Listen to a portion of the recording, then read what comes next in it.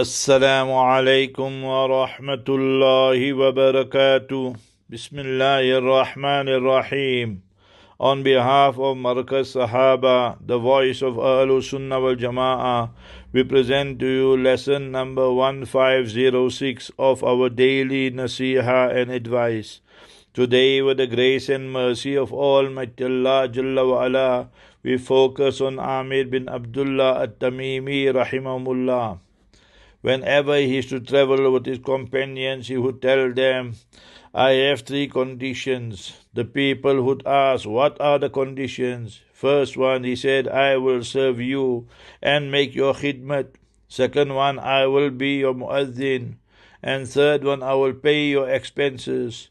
When the people agreed, then they would start the journey.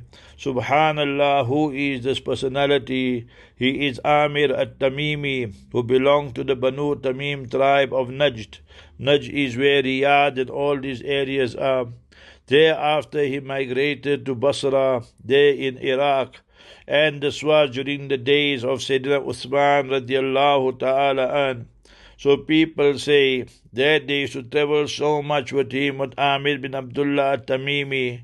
But how would he spend his night? Once we were traveling and we reached one place where it was a lot of bush and we spent the night there. So he took his horse to a tree and with a long rope he fastened it there and left some grass for it. Then he went far away and he started reading his salat. The person says, I never saw a person reading such a beautiful salat. And then he started supplicating, making dua. And thereafter I dozed off. When I woke up, he was still engaged in dua. And then Fajr time, so he read the Fajr salat and said, Ya Allah, that you have answered two needs of mine. Answer my third one, Ya Allah. So then he saw this person was observing him. He said, please do me a favor. Whatever you saw, don't tell anybody. And do not reveal it to anybody. He said, fine. But what are the two things that Almighty Allah answered? And the third one, Allah did not answer. So he said, I was so afraid of females and the fitna of the females. I made dua, Ya Allah, protect me from the fitna and the trials of women. Allah accepted it. And then the second one, I asked Almighty Allah to give me the quality to fear Him alone and to fear nobody else, only Him. Allah answered it. So I asked him, what is the third request? He said, please don't tell anybody. I asked Allah to make me sleepless. I must not sleep. So that day and night I worship Allah. But that dua Allah did not accept. So the narrator says that I told him, but your body also has a right over you. He said, yes, I know, but I want to be in the highest stages of Jannah. This is how our Amir bin Abdullah at-Tamimi used to spend his life. He used to go out in the campaigns. He used to go out in jihad. It was in the time of Sa'd bin Abi Waqqas radiallahu ta'ala. And they were collecting now the spoils of war. And 1/5, 20% has to go to the Baytul Mal, the public treasury. So while the soldiers and the people were busy, one person came, his body, his hair, everything disheveled. And he came with a huge big box, and it was very, very attractive. And they asked him that, did you take anything from here? He said, may Allah guide you. And then they asked him, what is your name? This is the most precious part of this booty. In here lies the treasures of the people, the rulers of Persia. And he told them that I don't have to tell you by name.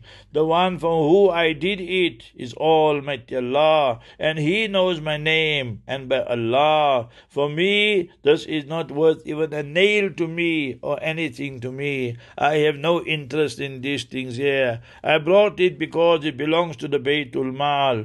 Then somebody realized that who this personality is. It was none other than Amir bin Abdullah at-Tamimi. He stayed there in Basra in Iraq, and then he and some of the police and men of authority, he wanted justice, and they told him he'll have to leave. So he left for Syria, and then he was honored, and then by the Amir, the Khalifa there, Amir Muawiyah radiallahu an. And although he was not happy to leave, but he left, and before he left, he told his people, let's make dua, and you must say Ameen. And he made dua for the people who oppressed him, and he told Allah, you reward them, I have forgiven them. Jiska zarf bara ho, who has the capacity to forgive, Allah inko bara bana deta hai. Allah elevates them, Allah makes them so great when they forgive. We see that this person, and that is Hazrat Amir bin Abdullah at-Tamimi, and in the ending of his life, he passes away in Jerusalem next to Masjidul Aqsa, and he is buried there. Rahimahumullah, rahmatan wasi'ah.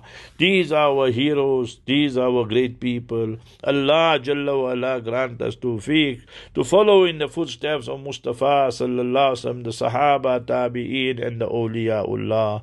Ameen. Ya Rabbal Alameen.